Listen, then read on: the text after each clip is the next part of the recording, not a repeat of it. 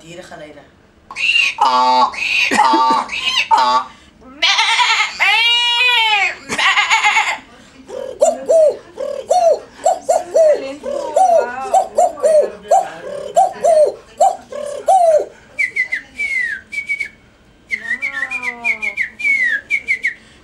Baie van die mense sal eers dink dat ek maak sulke geluide nie, maar die moment as ek begin, ek beweeg net tussen hulle, dan skrik hulle.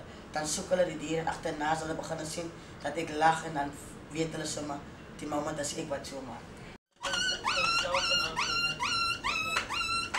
Is die vol kanon?